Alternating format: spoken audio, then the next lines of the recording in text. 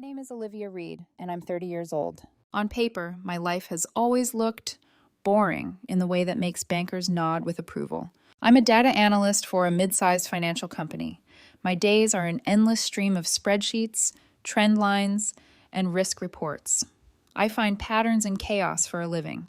If someone hands me a mess of numbers and shrugs, I can tell you exactly where the mess started and how bad it's going to get if no one fixes it. It's not glamorous, but it's stable, predictable. My condo is the same way. Quiet mid-rise, decent view if you lean over the balcony just right, everything paid for on time. The deed is in my name, my credit score, my down payment, my chipped coffee mug sitting next to a color-coded budget binder in the kitchen. For the last year, my boyfriend has lived there with me. His name is Adam Vance, 28, charming in that curated way that photographs well. We'd been together 2 years, and for a long time, I thought we made sense. I was the serious one with the spreadsheets. He was the spontaneous one with the goofy selfies and live a little live speeches. From the outside, we probably looked like a balanced couple. From the inside, the last few months felt off. Not he's definitely cheating off.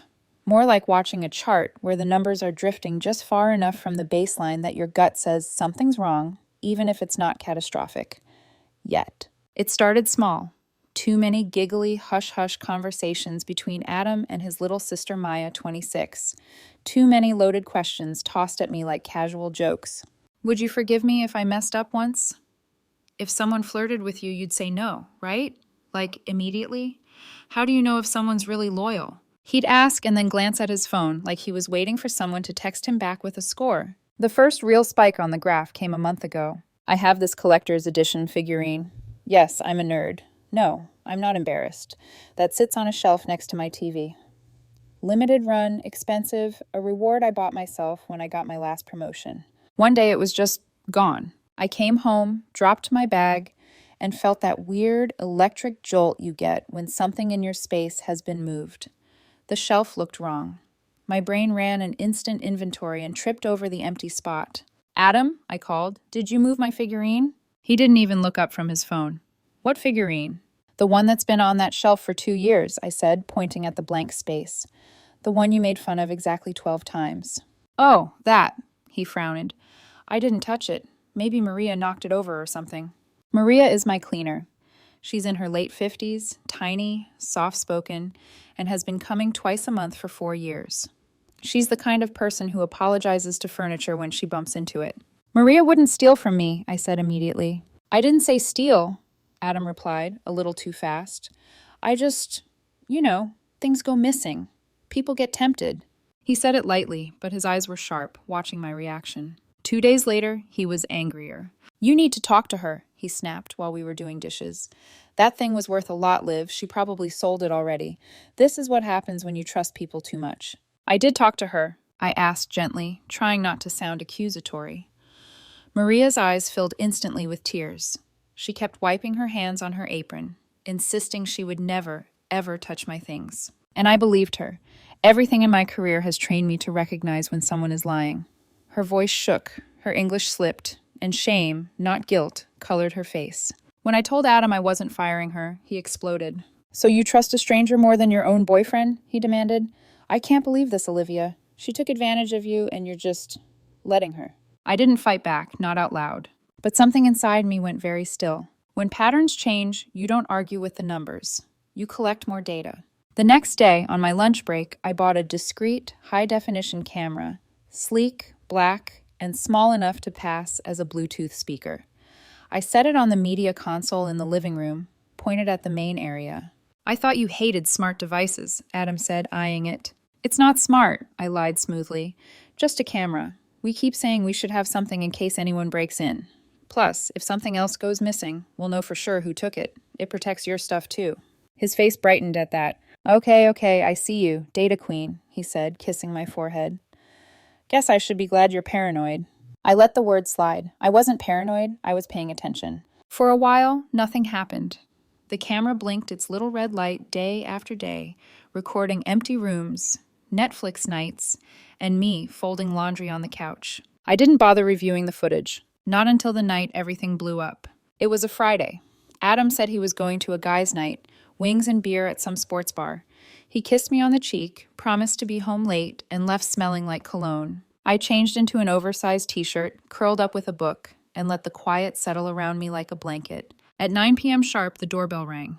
I frowned. Maria never comes that late, and Adam has a key. When I opened the door, Maya was standing there, framed by the hallway light. Tight jeans, low-cut top, hair curled, perfume so strong it floated in before she did. "Olivia!" she chirped, breezing past me without waiting to be invited. "Hey, I think Adam left his favorite jacket here and he's freaking out." I told him I'd swing by and grab it. I stepped aside automatically. Sure. I think it's in the closet by the door." She didn't go to the closet. She went to the couch and sat down, way too close to where I'd been sitting, with a little sigh, like she'd just had the longest day of her life. "So," she said, leaning back, "just you tonight?" "Yeah," I replied slowly, closing my book. "Adam's at a guys' night." "Right, guys' night." Her mouth curved into a smile that didn't reach her eyes. "Must be lonely all by yourself." "I'm fine," I said, shifting slightly away from her. "I like the quiet." "You're always so serious." Her hand landed on my knee like it belonged there. So loyal. It's cute. Every nerve in my leg lit up. "Maya, what are you doing?" I asked, my voice dropping. She leaned closer, eyes half-lidded, voice dropping to a whisper that felt rehearsed. "Adam is so lucky, you know that? He doesn't even realize how lucky he is." And then she lunged. 1 second she was too close. The next, her face was coming at mine. Lips parted, her hand sliding up my thigh. My reaction was pure instinct. I shoved her, hard. She stumbled backward off the couch, nearly twisting her ankle in those ridiculous heels. "What the hell, Maya?" I shouted, standing up so fast my book hit the floor. "Are you insane? Get out of my house." Before she could answer, another voice cut through the room, a shriek of laughter from the hallway. Not Maya. The bedroom door flew open. Adam burst out, phone in hand, already filming, cackling like this was the best content he'd ever captured. "Oh my God," he yelled. "You passed. You actually passed." Maya straightened her shirt, a smug smirk sliding into place like a mask. "Wow, Liv," she said breathlessly. "Total choir girl, I almost had you." My heart was pounding, but there was nothing romantic about it. It was cold, sharp rage, the kind that makes your hands steady instead of shaking. Adam kept laughing, pointing his phone at me. "You should see your face right now. Baby, relax. It was just a loyalty test. My friends and I planned it. You passed." He moved in for a hug. I held up my hand. "Don't touch me." The laughter died in his throat like someone had hit mute. "Olivia, come on," he said, confused. "It was a joke. You passed. Like, you should be happy right now."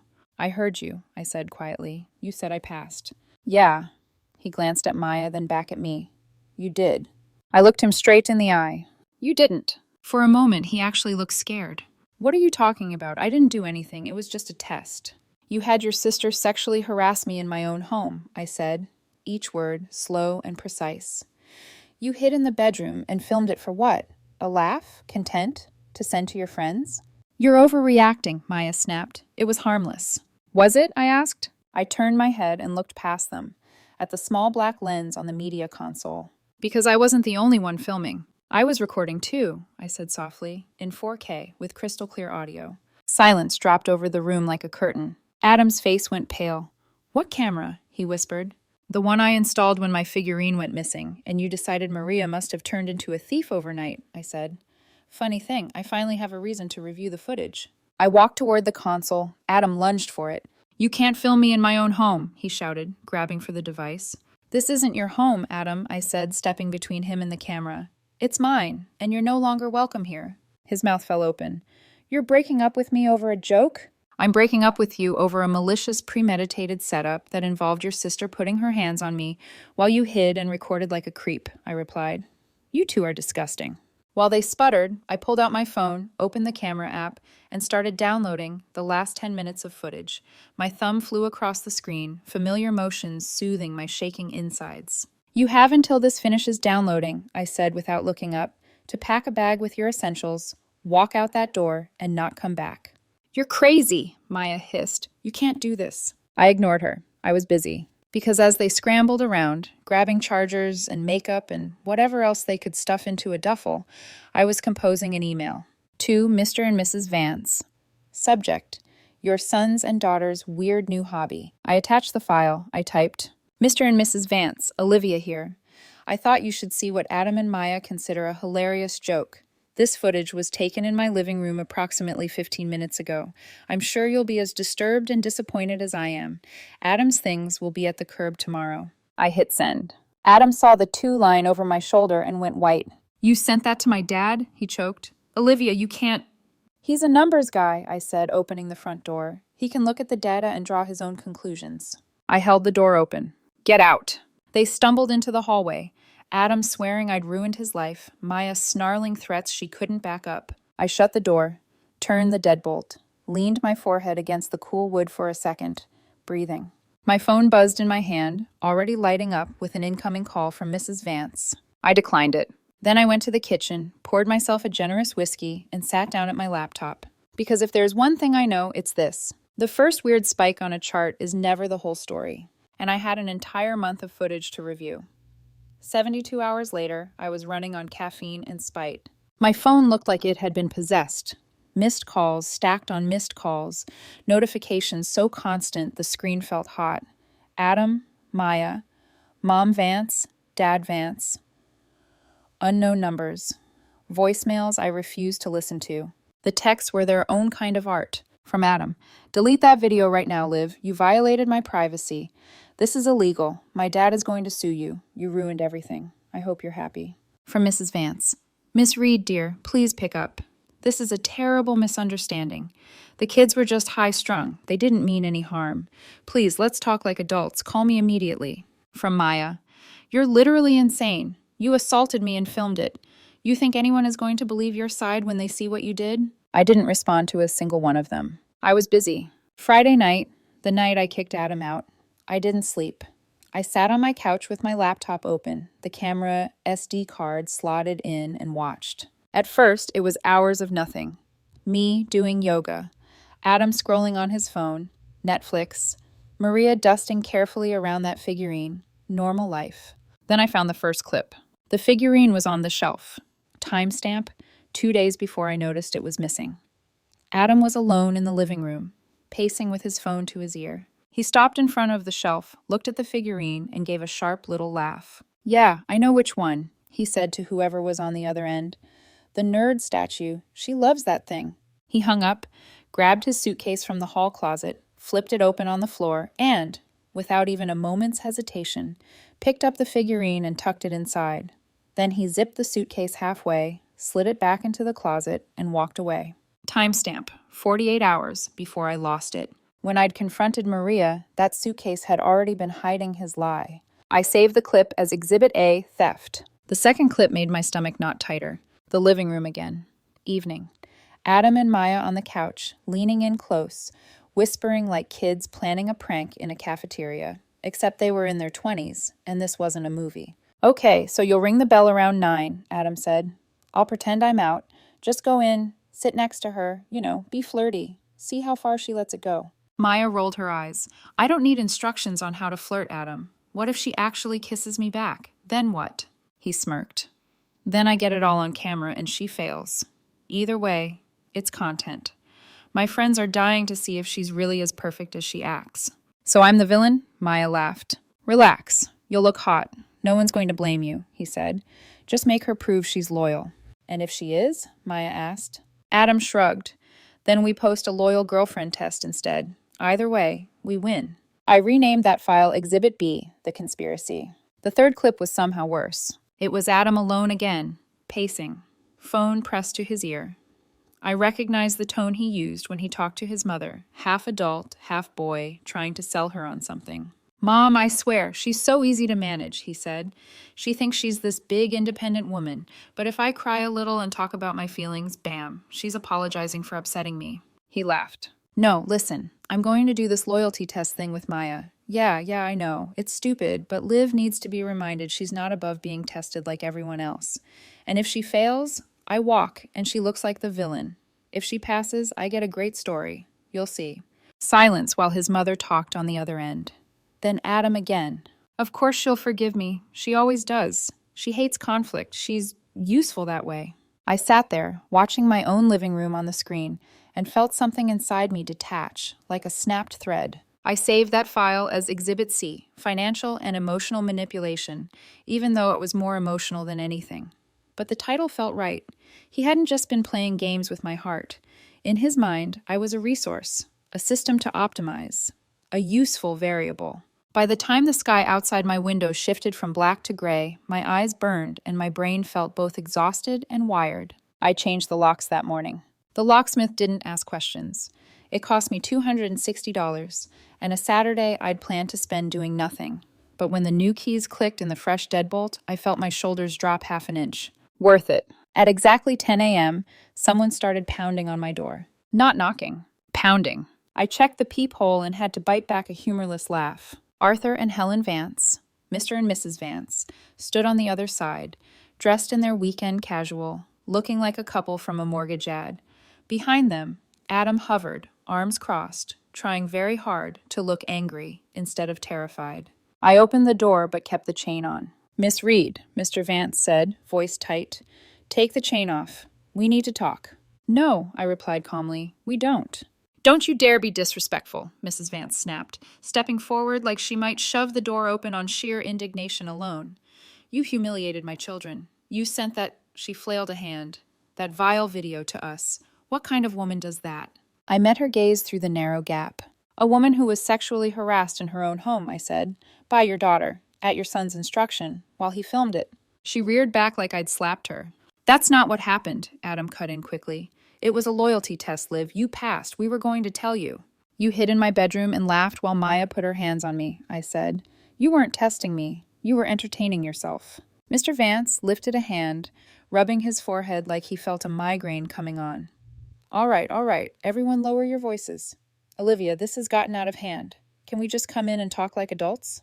"No," I repeated. "We can talk right here." "You can't throw Adam out like garbage because of a misunderstanding," Mrs. Vance said. "He has rights. You live together. That makes him a tenant." "He's not on the lease," I said. "He pays no rent. He has no legal standing here. He was my guest. His guest status is revoked." Their expressions shifted, outrage tripping over confusion. "You can't just," Adam started. "Oh, I can," I cut in. "But maybe we should talk about something else while we're here, like my missing figurine." Color drained from his face so quickly it was almost fascinating. "What figurine?" he said weakly. "The expensive collector's item I bought with my promotion bonus, the one you insisted Maria stole." I tilted my head. "You forgot about that test, didn't you?" Mr. Vance looked between us. "What figurine?" "Oh," I said mildly. "He didn't tell you?" "I installed that camera you saw in the email about a month ago. I finally had time to review the footage." I lifted my phone, already queuing up Exhibit A. The tiny screen showed Adam in my living room, his hands reaching for the figurine, his voice saying, "She loves that thing." "Stop," Adam hissed. "You can't show them." "Why not?" I murmured. "You were happy enough to film me without my knowledge." I turned the volume up. On screen, Adam tucked my figurine into his suitcase and slid it into the closet. Off screen, Adam stared, speechless. Mr. Vance's face crumpled into something between shock and disgust. "Adam," he said slowly, "tell me you were just putting it somewhere safe." The fact that this was his first reach, for some version where his son wasn't a thief, told me everything I needed to know about their family patterns. Adam didn't answer. He didn't have to. I locked my phone and let the silence stretch. "This conversation is over," I said finally. "I'll finish packing Adam's things. They'll be in boxes. You have 24 hours to schedule a pickup. After that, they're going into storage at your expense." "You can't just throw him out," Mrs. Vance sputtered, stumbling over her own words. "You're heartless. What happened to compassion? To family?" "Your son and daughter staged a sexual harassment prank, stole from me, and tried to frame my cleaner," I said. "I'm fresh out of compassion." I shut the door. Their voices bled through the wood for a few seconds, outraged, disbelieving, flustered, then faded as they retreated down the hall. I leaned against the door, exhaled slowly, and felt that same cold steadiness settle over me. You identify the problem, you assess the damage, you act accordingly. I thought that might be the end of it. Let them rage in their group chats and family dinners. Let them rework the narrative among themselves. I was wrong. The next morning, my phone buzzed with a number I didn't recognize. Local, but not personal. I almost let it go to voicemail, but something in my gut told me to pick up. "Hello? Miss Reed?" a male voice asked. "This is Officer Nolan with the local police department. We're responding to a call made by a Mr. Adam Vance. He reported that you're refusing to return his property, including vital medication, and that you've been exhibiting threatening behavior. For a heartbeat, I just stared at the wall. Of course. Officer, I said, my voice suddenly very calm. I am perfectly fine and perfectly calm. My ex-boyfriend is angry I broke up with him. His property is currently being packed into boxes. His medication is on my kitchen counter, set aside for pickup. There's also context you need to see. We're downstairs at your building now, he said. Would you mind if we come up and talk? Not at all, I replied. In fact, please do. I'll have a video ready for you when you get here. I hung up, walked to the TV, and queued up Exhibit A and Exhibit B on my screen, my hands suddenly steady again. Because if Adam wanted to escalate this into a legal story, fine. I had the whole season recorded. 2 minutes later, there was a knock. Firm, professional, and nothing like the Vances' desperate pounding from the day before. I opened the door. 2 officers stood there. Officer Nolan, tall, middle-aged, the kind of calm that comes from 1,000 domestic calls, and a younger partner who looked like he'd rather be anywhere else on a Sunday morning. Miss Reed? Nolan asked. That's me. He nodded politely. We just want to clear up a report. Mr. Vance says you've locked him out and are withholding his personal property, including medication. He also mentioned, he glanced at his notes, that you may have filmed him without consent. Behind him, in the hallway, I could see Adam and Maya pretending to look wounded. Maya had sunglasses on indoors. Adam's hands were shaking. From anger or fear, I couldn't tell. Would you like to come in? I said evenly. Everything he mentioned is in the kitchen, and I can show you exactly why this happened. The officers stepped inside. The younger one blinked at the neat rows of packed boxes labeled Adam, closet, and Adam, bathroom. Looks pretty civil so far, he muttered. I prefer order, I said, and evidence. They followed me into the living room. The giant TV screen was already on pause, showing a frame of Maya leaning toward me on the couch, her hand clearly on my knee. Officer Nolan squinted. What are we about to watch, Miss Reed? A short film, I said dryly. Directed by Adam Vance, starring his sister and me. Genre, psychological horror disguised as a loyalty test. I hit play. They watched in silence as the clip rolled.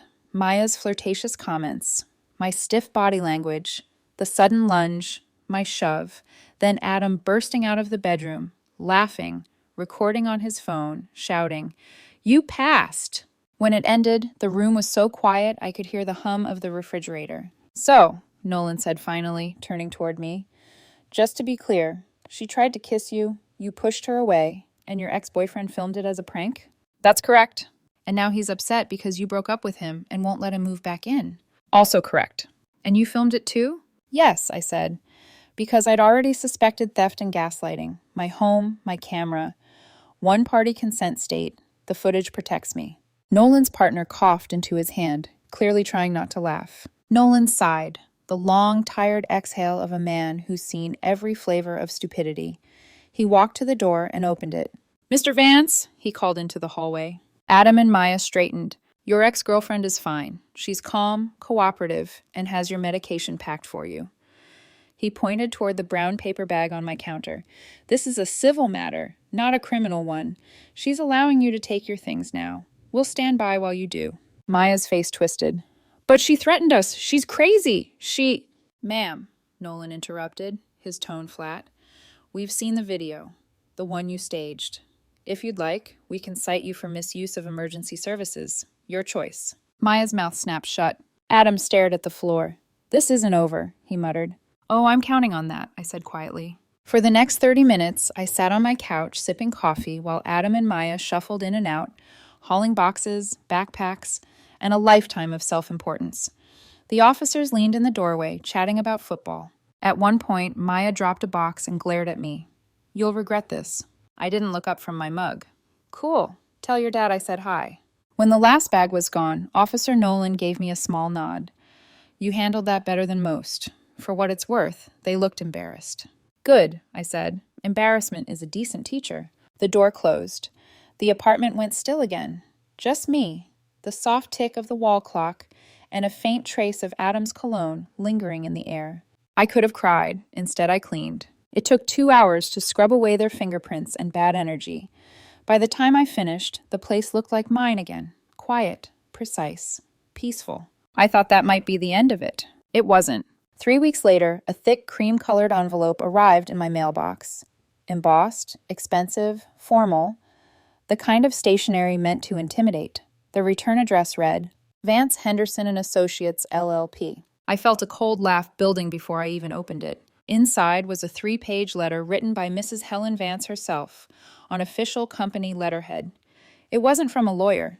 She was the office manager at her husband's accounting firm, and she'd clearly decided that made her qualified to wage war. It began with the kind of faux polite venom only an upper-middle-class matriarch can produce. Dear Miss Reed, this correspondence serves as a formal notification of our family's distress caused by your recent actions toward our son, Adam Vance. The paragraphs that followed were deranged. According to Helen, I had entered into an implied domestic partnership with Adam and therefore had unlawfully evicted him. My covert surveillance was a gross violation of privacy and electronic harassment. My decision to send the footage to their family had caused severe emotional distress, reputational damage, and anxiety. Then came the demands. To settle amicably and avoid legal escalation, I was to pay Adam a $15,000 relocation and distress fee, cover 1 year of therapy, quote attached, $12,000. Surrender all copies of the video footage. Sign a legally binding non-disclosure agreement. Provide a written apology to Adam, Maya, and the Vance family. If I failed to comply within 10 business days, they would pursue all legal remedies. I laughed, out loud, for a solid 5 minutes. Then I took photos of every page and forwarded them to my real lawyer with a single line. Want to have some fun? He called me back within the hour, equal parts amused and delighted. Miss Reed, he said, this is an attempted extortion letter written on corporate letterhead. That's not just stupid, that's criminally stupid. Can we use it? I asked. Oh, absolutely. You just got handed the grenade and the pin. That same night, my phone buzzed again. Ben, a mutual friend of Adam's and mine. He sounded nervous. Hey, Liv, I don't believe this crap, but you need to hear what Adam's telling people. I braced myself. Go on. He's saying you were obsessed with him, controlling, that you were, Ben hesitated, lowering his voice. That you were grooming Maya, that the whole test was his way of catching you. For a moment, everything in me went quiet. So now, I said slowly, I'm the predator in their version. Yeah, Ben admitted. He says you doctored the footage to make him look bad. I told him that was insane, but he's spreading it fast. I stared out the window at the city lights, the little dots blurring through the glass. They're not trying to get me back, I murmured. They're trying to destroy me. Liv, I'm sorry. It's fine, I said, my voice suddenly steady again. I work in data. I know how to handle bad actors. When I hung up, the rage didn't feel fiery anymore. It was cold, organized, analytical, the kind of anger that belongs in a spreadsheet. If they wanted a war, fine, but I wasn't bringing emotion. I was bringing receipts. The next morning, I met with my lawyer. He skimmed Helen's letter again, shaking his head. You have every advantage here. One-party consent state, private residence, clear evidence of harassment, theft, defamation, and now extortion. So what do we do? He smiled. We write back, once. Together we drafted something surgical, precise. A scalpel disguised as a polite email. Subject, formal response to your demand letter, dated May 14th. It began calmly enough, reaffirming that her claims were baseless, that Adam had no tenancy rights, that the state's consent laws were clear. Then came the scalpel. Your attempt to extort $27,000 from my client using your accounting firm's official letterhead is unethical, potentially illegal, and has been noted by counsel. I am sure Mr. Henderson will be interested in this new advisory service your firm is apparently offering. We attached 4 files. Exhibit A, the loyalty test. Exhibit B, the conspiracy. Exhibit C, the theft. Exhibit D, the call with Mrs. Vance, where she was heard laughing and coaching Adam about how to keep Liv in line. The email closed with the deadline. You have 24 hours to confirm total compliance, cease all contact, retract all defamatory statements, and never attempt to reach Miss Reed or her associates again. Failure to comply will result in immediate legal and public action. This is not a test. When we hit send, my lawyer grinned. Now, he said, we wait. And I did. For the first time in weeks, I turned my phone off, locked my doors, and slept. Because if there's one thing data has taught me, it's this. When a system starts collapsing, you don't interfere. You let gravity finish the job. 36 hours later, my phone lit up with a missed call from an unknown number and a 10-second voicemail. When I played it back, a man's voice, low, shaky, broken, filled the room. "Miss Reed, it's Arthur Vance. Please call me. I just need to talk." That was all. I didn't call him back. I forwarded it to my lawyer. He called Arthur instead. Their conversation lasted 6 minutes. When he hung up, he looked almost sorry for the man. "Well," he said, "turns out the senior partner at Vance Henderson called Arthur into his office first thing this morning.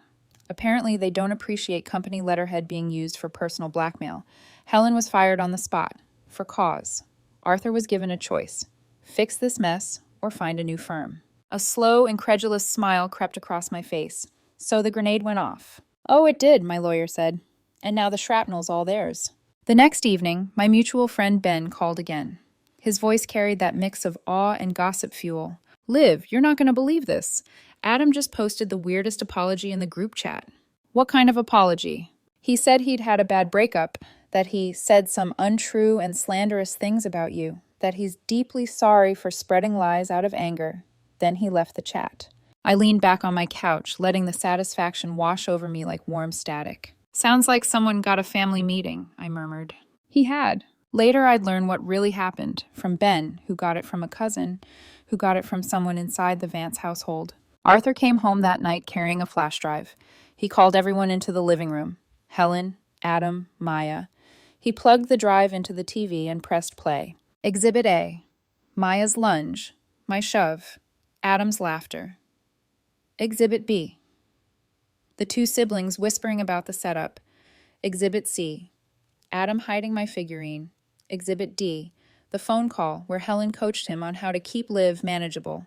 10 minutes of video that dismantled their version of reality. Maya broke first. She burst into tears, confessing everything, how Adam had begged her to do it, how she'd gone along to impress him, how their mother had laughed about it afterward. Adam tried denial until Arthur paused the video on his own face, hand on the figurine. Then he just went silent. Helen doubled down, of course. She blamed editing tricks, accused Arthur of taking my side, accused everyone of betrayal. That was when Arthur gave them an ultimatum. Get therapy and make this right, or get out. Helen and Adam packed that night. Maya stayed. The next morning, Arthur called my lawyer again. Not to threaten, just to confirm compliance. No more contact. No more stories. It was done. 3 weeks passed. I didn't hear a word from any of them. No emails, no block number calls, no mysterious packages. Then, one afternoon, a certified envelope arrived. Inside was a cashier's check for $5,000. The memo line read simply, "For Maria." I sat at my kitchen table staring at it for a long time before I smiled. Arthur understood. That weekend, I drove across town to Maria's little bungalow. She opened the door wearing her usual apron, eyes wide when she saw me. "Miss Olivia," she said softly, "is everything okay?" "Everything's better now," I told her. We sat at her kitchen table, the smell of coffee and lemon cleaner filling the air.